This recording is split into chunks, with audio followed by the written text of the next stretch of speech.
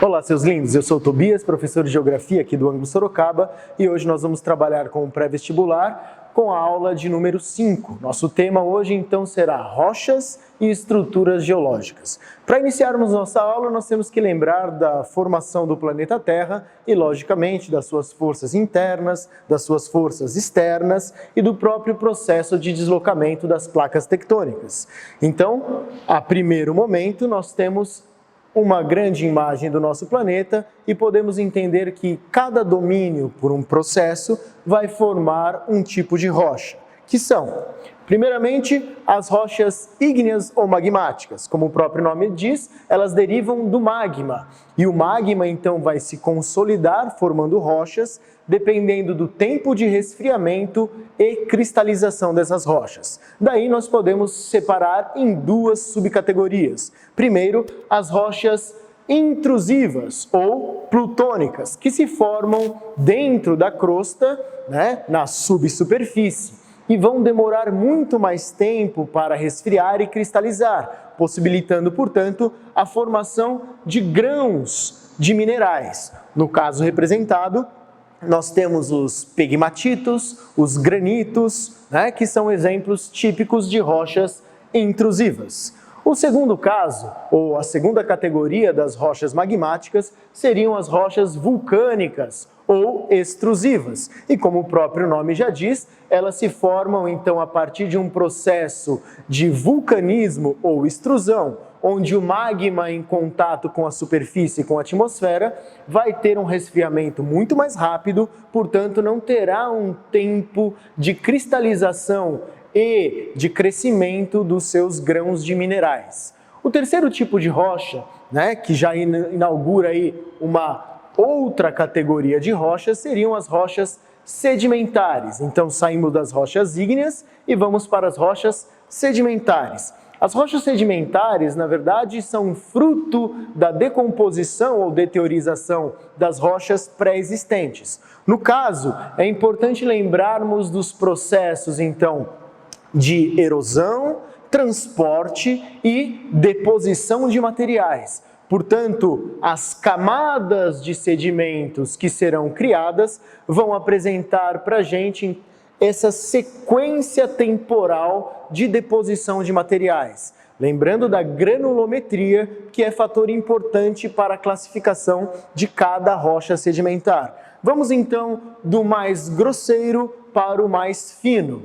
Então, com cascalho, o sedimento vai então se consolidar, por um processo chamado de diagênese. O que é a diagênese? Nada mais do que a cimentação e a compactação dos grãos que uma hora estiveram soltos. Então, com a cimentação e a compactação do cascalho, nós temos uma rocha chamada conglomerado.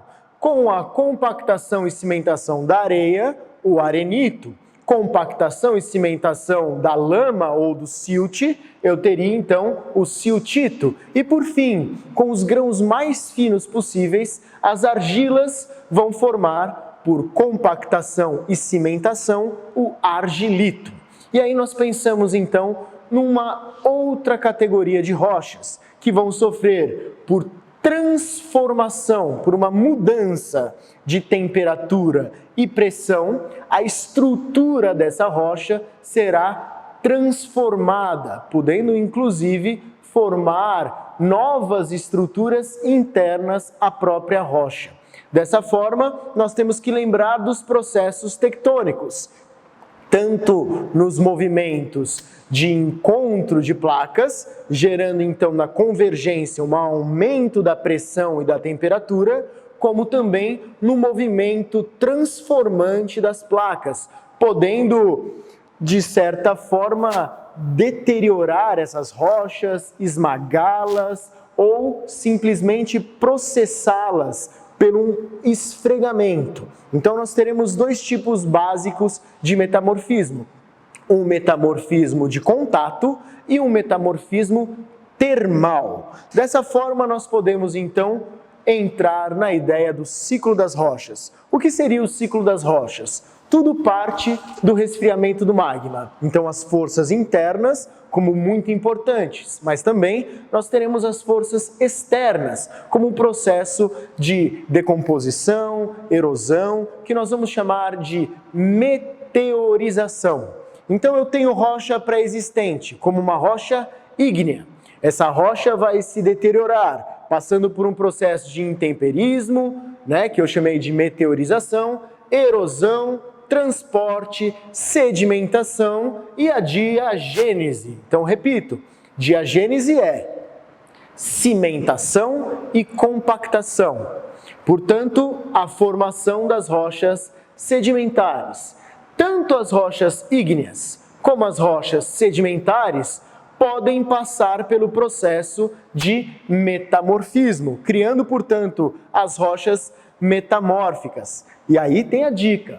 As rochas metamórficas derivadas das sedimentares serão as metasedimentares. E as rochas ígneas que sofrem um processo de metamorfismo serão as ignometamórficas. Dessa forma, nós entendemos os 3 tipos de rocha e o seu processo, então, associado ao ciclo das rochas. Vamos compreender agora, a partir, logicamente, da própria estrutura do planeta, como que nós compartimentamos as áreas de dobramentos modernos, as áreas mais antigas, que são os escudos cristalinos, e também as bacias sedimentares. Assim, nós podemos compreender que, de acordo com os processos e com a tectônica de placas, as rochas mais antigas vão formar as estruturas geológicas mais antigas, que nós vamos entender como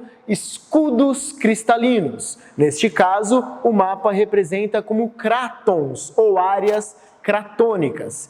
Nós devemos pensar, portanto, na história geológica do planeta. As rochas cristalinas são as rochas mais antigas e que se formaram num período pré-cambriano. A partir dessas rochas cristalinas, nós teremos a formação das rochas sedimentares nas bacias sedimentares e o processo de sedimentação, como nós vimos, do intemperismo, erosão e deposição de material, vai formar, portanto, essas grandes áreas de bacias sedimentares.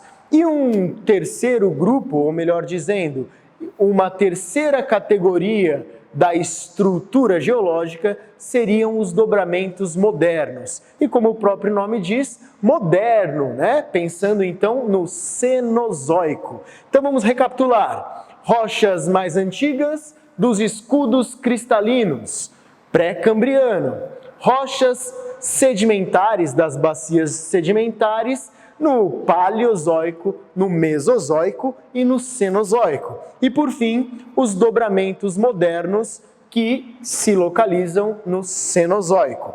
É importante destacar também que, quando nós estudamos os escudos cristalinos, nós podemos associar o jazimento de minerais metálicos. E quando nós estudamos as bacias sedimentares, nós podemos falar então do jazimento dos minerais energéticos, que são os minerais derivados então da matéria orgânica, pensando sempre em petróleo, gás natural e, no caso, o mineral fóssil, que seria o carvão mineral. Dessa forma, nós podemos representar também o nosso país. E aí o destaque: o nosso país não apresenta áreas de dobramentos modernos. No entanto, nós temos dobramentos que são de estruturas cristalinas mais antigas. Vamos passo a passo.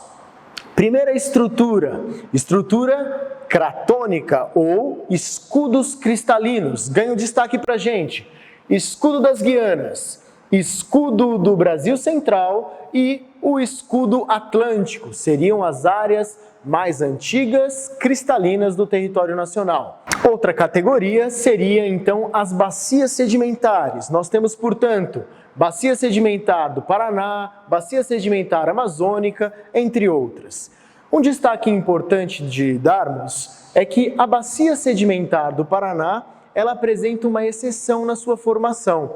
ela é uma bacia sedimentar, porém ela é formada por um processo de derramamento basáltico. Então ela é formada também por antigas rochas magmáticas que já sofreram um processo de intemperismo e associado à sedimentação. E aí, a dica, quando falar em bacia sedimentar do Paraná, lembrar terra roxa, né? Que era a antiga terra rosa, né? Então a terra roxa representa os solos vermelhos, latossolos, mitossolos, muito típicos e caracterizados também pela área de solos férteis, com lavouras de café e outras lavouras típicas da região. Então fica a nossa dica. E não se esqueça, faça os exercícios e leia o livro-texto.